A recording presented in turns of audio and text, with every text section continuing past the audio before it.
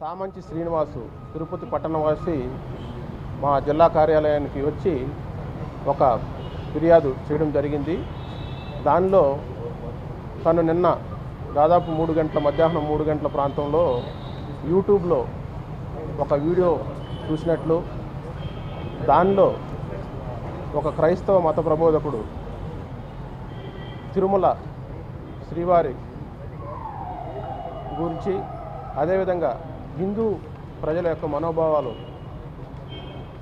దెబ్బతినే విధంగా అభ్యంతరకరమైనటువంటి కొన్ని వ్యాఖ్యలు చేశారని, దాన్ని పరిశీలించి దాని మీద చట్టపరమైనటువంటి చర్యలు తీసుకోవాలని కోరడం జరిగింది. అదే పిటిషన్ని తిరుమల 2 టౌన్ పోలీస్ స్టేషన్ పరిధిలోకి వస్తుంది కాబట్టి వారికి తదుపరి విచారణ నిమిత్తం పంపించడం జరిగింది. అదే సమయంలో ఈ యూట్యూబ్లో వచ్చినటువంటి వీడియోను కూడా క్షుణ్ణంగా పరిశీలించడం జరిగింది. వారి విచారణలో కూడా ఈ యూట్యూబ్ పరిశీలించిన తర్వాత ఈయన చెప్పినటువంటి ఫిర్యాదులో ఉన్నటువంటి అంశాలు కరెక్ట్గానే ఉన్నాయని తెలుసుకొని, తర్వాత తిరుమల తిరుపతి దేవస్థానానికి సంబంధించినటువంటి విజిలెన్స్ అండ్ సెక్యూరిటీ డిపార్ట్మెంట్ వారు ఇచ్చినటువంటి కంప్లైంట్ కూడా బేస్ చేసుకొని తిరుమల 2 టౌన్లో ఈ క్రైమ్ రిజిస్టర్ చేయడం జరిగింది.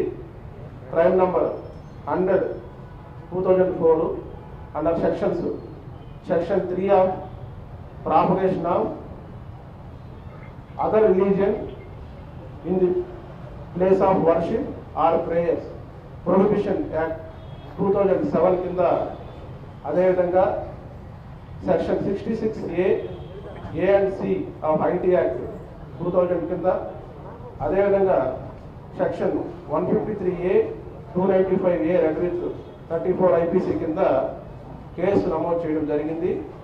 నమోదు చేసిన తర్వాత ఆ యూట్యూబ్లో ఉన్నటువంటి వీడియోలో ఉన్న వ్యక్తిని పరిశీలించి ఆయన అడ్రస్సు ఇవన్నీ వెతకగా హైదరాబాద్లోను, అదేవిధంగా కృష్ణా జిల్లాలో ఆయన మూలాలు కనిపించడం జరిగింది.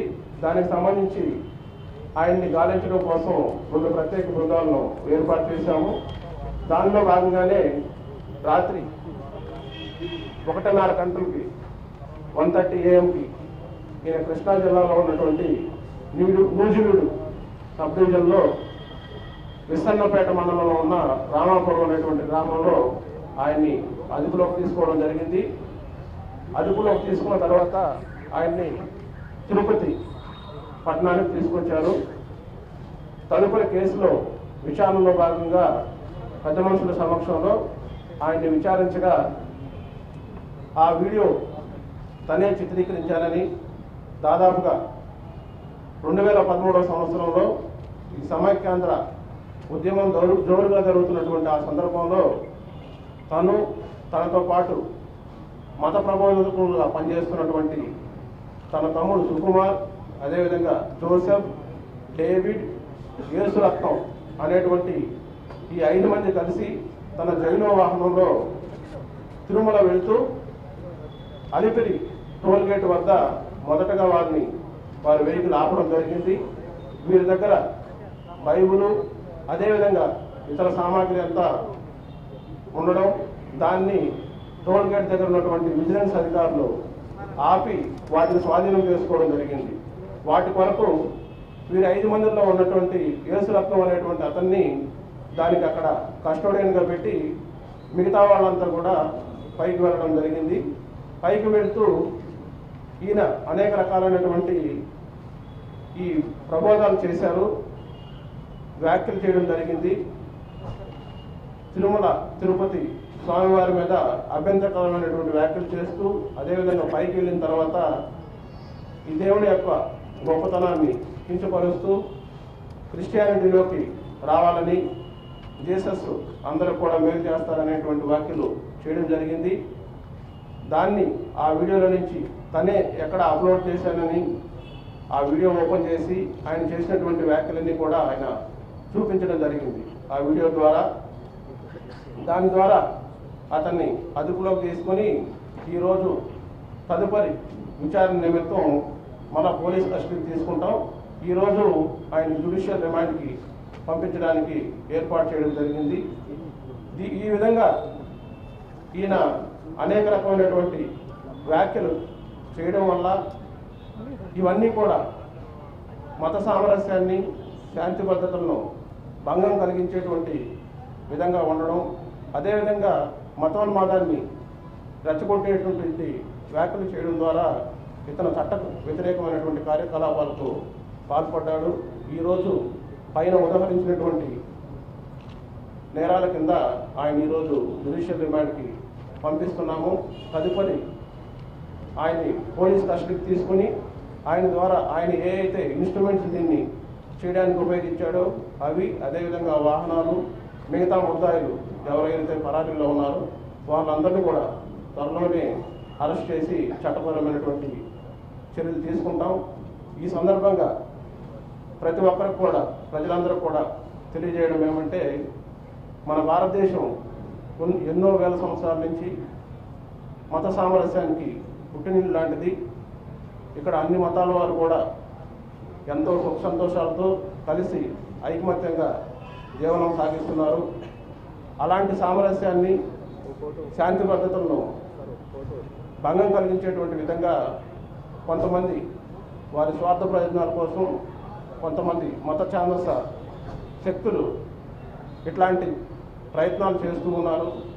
సమాజంలో శాంతి భద్రతల్ని దెబ్బతీయడం కోసం, అదేవిధంగా వారి స్వార్థ ప్రయోజనాలని మరింతగా పెంపొందించుకోవడం కోసం ఇలాంటివి చేసి ప్రజల్లో అసహనాన్ని, అశాంతిని రెచ్చగొట్టేటువంటి ప్రయత్నం చేస్తున్నారు. కాబట్టి ఇట్లాంటి వాటిని అన్నింటినీ కూడా ప్రజలెవరు కూడా నమ్మద్దు. ఇట్లాంటి సందర్భాలు ఎక్కడైనా మీరు తెలిసినా, ఇట్లాంటి వాళ్ళు వ్యక్తులు ఎవరైనా ఇట్లాంటి సంఘటనలకు పాల్పడుతున్నా కూడా ఆ సమాచారాన్ని వెంటనే పోలీస్ వ్యవస్థకు కానీ, సిబ్బంది అధికారులు ఎవరుంటే వారికి తెలియజేయవలసిందిగా అందరిని కూడా కోరుకుంటున్నాం. అదేవిధంగా ఎవరు కూడా ఇట్లాంటి వాటికి పాల్పడకూడదని, అది తిరుపతి, తిరుమలనే కాదు, ఏ ప్రాంతమైనా కూడా అన్ని మతాల ప్రజలు అందరూ కూడా కలిసి ఐకమత్యంగా ఉండాలి. ఎక్కడ కూడా శాంతి భద్రతలకు భంగం కలగకూడదు. ఈ విధంగా ఉన్నప్పుడే దేశం కూడా అభివృద్ధి చెందుతుందని, ప్రతి ఒక్కరికి కూడా గౌరవప్రదమైనటువంటి స్థానం దక్కుతుందని ప్రతి ఒక్కరు కూడా నమ్మాలి. దానికి అందరూ కూడా కృషి చేయాల్సినటువంటి బాధ్యత ప్రతి ఒక్కరి మీద ఉందని కోరుకుంటున్నాం. Thank you. మేము వెళ్ళకూడని ప్రదేశానికి వెళ్ళి మేము చిత్రీకరించినటువంటి ఆ వీడియోస్ను బట్టి మేము చాలా చింతపడుతూ ఉన్నాను. ఇంతమంది మనోభావాలని నేను కించపరిచానేమోనని పునరాలోచించుకున్నాను. మరి దయచేసి నన్ను మరి వేరే ఏ విధమైనటువంటి ఆలోచనలు నాకు ఉన్నాయని మీరు భావించవద్దు. ఎందుకంటే నా చరిత్ర యావత్తు మీరు క్షుణ్ణంగా దర్యాప్తు చేయించినా కూడా నేను ఎవరికి విరోధంగా లేను. నా జీవితం తెరిచిన పుస్తకంగా ఉంది. స్వార్థ ప్రయోజనాలకి నేనేమి చేయలేదు. తర్వాత ఫండ్స్ రైజ్ చేయడం అనేది కూడా ప్రాధాన్యత కాదు. కానీ మేము నిరుపేద కుటుంబంలో జన్మించాము. నేను ఎస్సీ హిందూ మరి కులంలో జన్మించినటువంటి వాడిని. మా తల్లిదండ్రులు కూడా పూర్వం నుంచి హిందూ ఇది మీదనే ఉద్యోగం చేసినటువంటి వారు. కొంతకాలం క్రితం నాకు ప్రభు దర్శనమై ఆయన ఇచ్చినటువంటి ఆ యొక్క ప్రేరణను బట్టి నేను అసలు మీరు తిరుమలలో ప్రచారం చేయడం వేరు, కానీ స్వామి వారిపై తీవ్ర వ్యాఖ్యలు చేశారు. దీనివల్ల భక్తులు ఇలాంటి వ్యాఖ్యలు చేయమని ఎక్కడా కూడా నేను ఎప్పుడు కూడా ఇటువంటివి ఇదే మొదటి ఇదే ఆఖరండి, ఎన్నడూ చేయను. ఇది క్రైస్తవులందరూ కూడా ఇది చాలా ప్రాముఖ్యమైనటువంటి ఒక మరి వారు గమనించవలసినటువంటి ప్రాముఖ్యమైన సంగతి. ఎందుకంటే మనం భారతదేశంలో స్వేచ్ఛ ఉంది, మాకు ఎవరూ అభ్యంతరం పెట్టలేదు. కానీ ఆ ప్రదేశానికి వెళ్ళడం మాది తప్పని నేను చాలా బాధపడుతూ ఇంతమందిని విదేశీ శక్తులు ఎవరు లేరండి, ఎవరు లేరండి.